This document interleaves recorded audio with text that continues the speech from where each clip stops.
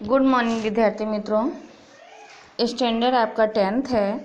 Subject आपका science में lesson आपका 14 पढ़ रहे थे। अपने सौर ऊर्जा के स्रोत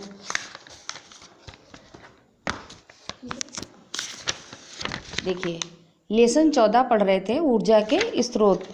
तो ऊर्जा के स्रोत में अभी अपने यहाँ तक पूरा हो गया है। इसके आगे से देखते हैं। इन प्रश्नों को भी मैंने बता दिया था आपको सॉल्व करके।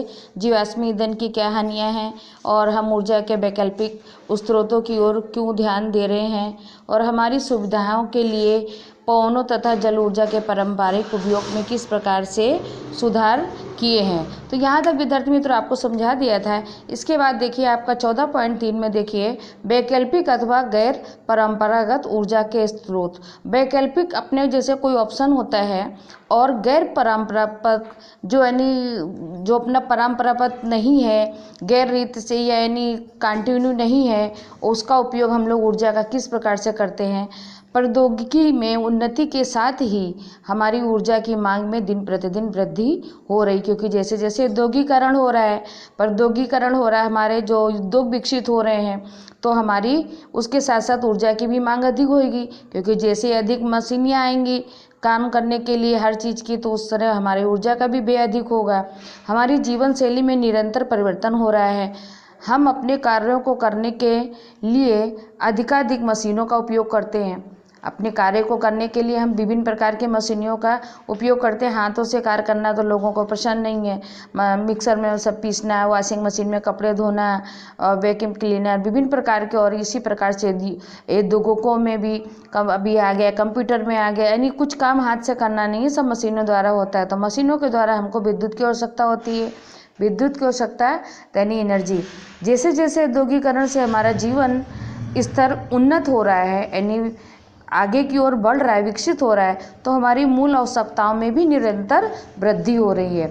हमारी आवश्यकताओं में भी वृद्धि हो रही। पहले तो केवल पंखे से हमें संतुष्टि थी, लेकिन अभी हमको कूलर से भी संतुष्टि नहीं हुई, तो एसी। तो इस प्रकार से हमारी जो मूल आवश्यकताएं भी हैं वो भी विकसित होती चली जा रही हैं। आप अपने दादा दादी अथवा अन्य वृद्धों से ये पता लगाइए कि वे अपने विद्यालय कैसे जाते थे।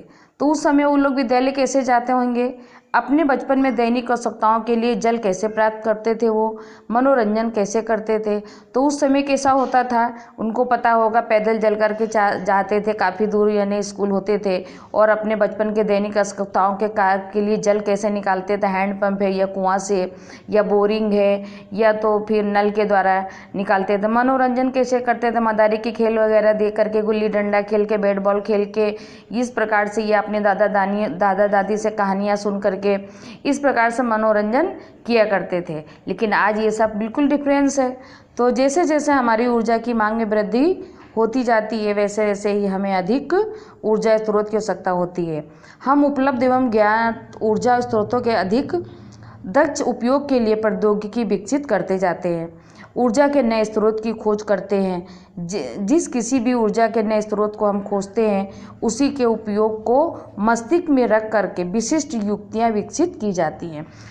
जैसे कि हमने किसी ऊर्जा का स्रोत को खोजा कि यहाँ से हमें एनर्जी मिल सकती है, लेकिन एनर्जी मिल सकती है उसके प्रकार से विभिन्न युक्तियाँ भी मस्तिष्क के अंदर लाई जाती हैं कि इस ऊर्जा को हम कम समय में ले आवें, कितनी अधिक ले आवें। इस प्रकार से विभिन्न हमारे क्वेश्चन मस्तिष्क में गूंजने लगते हैं और युक्तियाँ भी गूंजने लगती हैं। तो हम ऊर्जा के उन नवीनतम स्रोतों पर जिनका हम उपयोग करना चाहते हैं तथा प्रौद्योगिकी की ओर जिसे इन स्रोतों से संचित ऊर्जा को दोहन करने के लिए डिज़ाइन किया जाता है, अपनी दृष्टि डालेंगे, उन पे अपनी नज़र डालेंगे। इस पर विचार कीजिए। कुछ लोग ये कहते हैं कि हम अपने पूर्वजों की भांति जीवन यापन करना आरंभ कर दें, कि जैसे हमारे पूर्वज जीवन यापन करते थे, पेड़ के नीचे बैठते थे, बिना पंखे के बैठते थे, तो इस प्रकार से जीवन यापन करना चालू कर दें। तो इससे हमारे ऊर्जा स्रोत तथा हमारा परितंत्र संरक्षित रहेंगे। अपेक्ष विचार से क्या ये धारणा उचित है?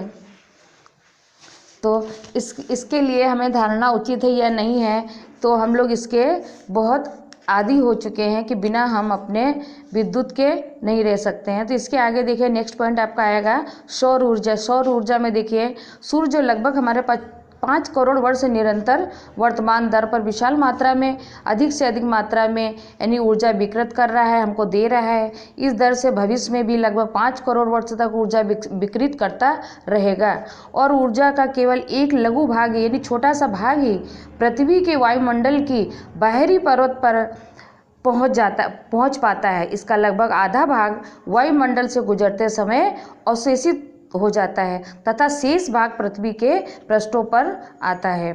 तो भारत एक भाग्यशाली देश है क्योंकि वर्ष के अधिकांश दिनों में भी हमें सौर ऊर्जा प्राप्त होती रहती है।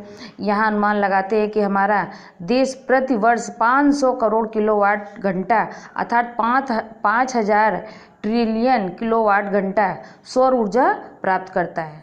स्वच्छ आकाश यानी बादल रहित, जब बादल नहीं होता है की स्थिति होने पर पृथ्वी के किसी क्षेत्र में प्रतिदिन प्राप्त होने वाली सौर ऊर्जा का औसत परिमाण 4 से 7 केमी वाट हावर्स मिनट स्क्वायर के बीच होता है। पृथ्वी के वायुमंडल की परिरेखा पर सूर्य की किरणें की लंबवत स्थित खुले क्षेत्र के प्रति एकांक क्षेत्रफल प्रति सेकंड पहुंचने वाली जो ऊर्जा होती है सौर स्थिरांक कहते हैं। जब इस क्षेत्र को सूर्य से पृथ्वी के बीच की औसत दूरी को मानते हैं तो अनुमान एक संकीर्ण मात्र 1.4 केजी प्रति सेकंड प्रति वर्ग मीटर 1.4 किलोमीटर वाट m स्क्वायर है। तो विद्यार्थी मित्रों, अभी आप लोगों ने यहाँ तक पढ़ा है, समझा है, तो इसके अंदर के जो क्वेश्चन भी जो भी पॉइंट आपको इम्पोर्टेंट लगते हैं तो उनको फिर से रीडिंग करना है, आपको समझना है और पक्के नोट के अंदर कंप्लीट करना है। आगे का हम आपको नेक्स्ट वीडियो में बताएंगे।